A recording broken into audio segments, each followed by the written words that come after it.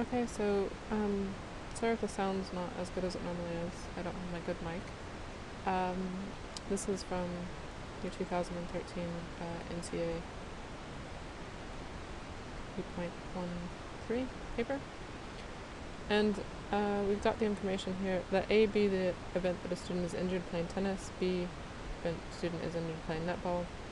And I've got the information here that the probability of A and B is equal to 0.35, and the probability that A or not B is equal to 0.90. So that's A or B, and then A or not B. And they want me to find out what's the probability of A happening. So there's two methods you can kind of go through doing this. I'm sure there's more, but one of them's kind of just logicking through it with some images. So if you think about drawing up a Venn diagram, probability of A or B, well, that's everything through the middle, right? And you're saying that that's equal to 0.35. So if that's 0.35, everything on the outside should be every other case, and that would be 1 minus 0.35, and that would give us the 0.65 around the outside. And looking at how the picture is for this one,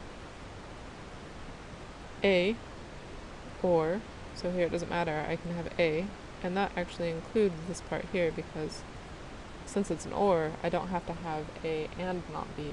I can just have A, and then my alternative is, as well, everything that's not B. And that's your outside of that. So we said that this blue part was 0.90. Well, that means the bit left over inside of here must be 0.10 to get a full 1 inside of there.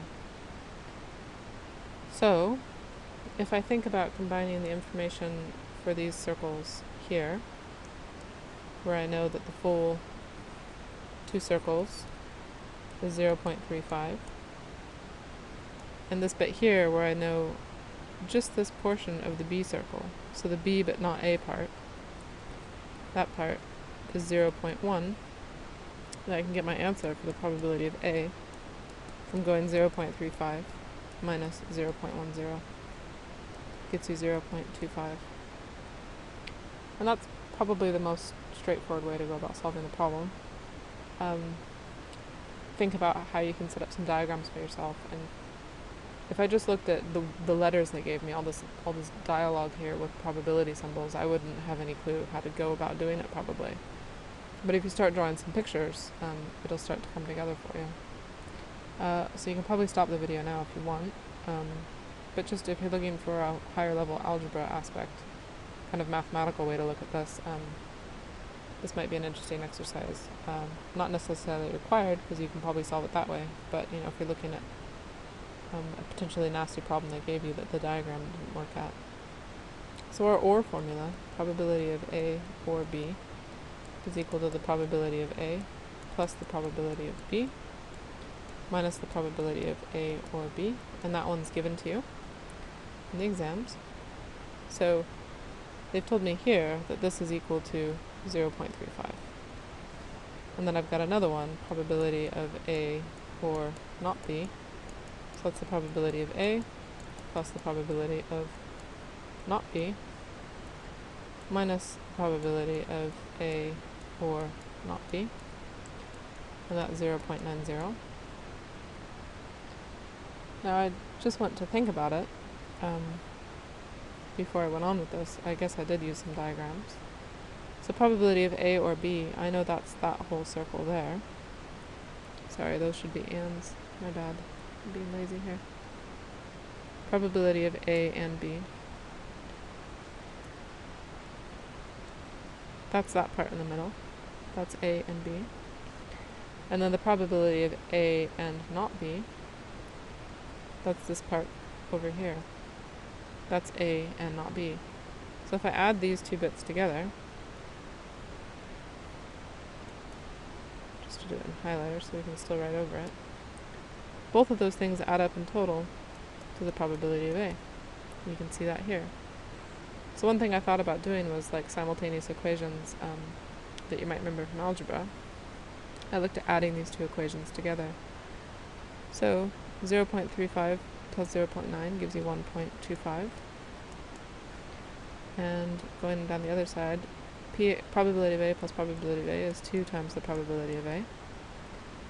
Probability of B plus the probability of not B. And then here I've got this plus this, so that's minus the probability of A and B. And if you factor out that minus sign, probability of A and not B, we've got this expression that I just talked about, probability of A and B plus the probability of A not B. That is equal to the probability of A. So I can make a substitution here. I'll talk about that one in a second, to say minus the probability of A, because those two things added together give me A. And the probability of B plus the probability of not B, these should be complementary events, so when you add those two things together you get 1. So that plus that will equal 1, plus 1 is still equal to 125. And 2 probability of A minus the probability of A gets me down to 1 probability of A. And if I subtract 1 from each side, doing my algebra, I get 0.25. So that's kind of algebraically another way to think about how to use those formulas. So some of you guys are actually quite good with algebra. That might have been an intuitive way. And that's actually how I solved the problem the first go around. And then I came back and said, okay, well, algebra might suck for a lot of you, so what's another way to think through it using logic? And using the pictures here, you can probably figure out what needs to be added together and what doesn't need to be added together. So hopefully that's helpful, and good luck.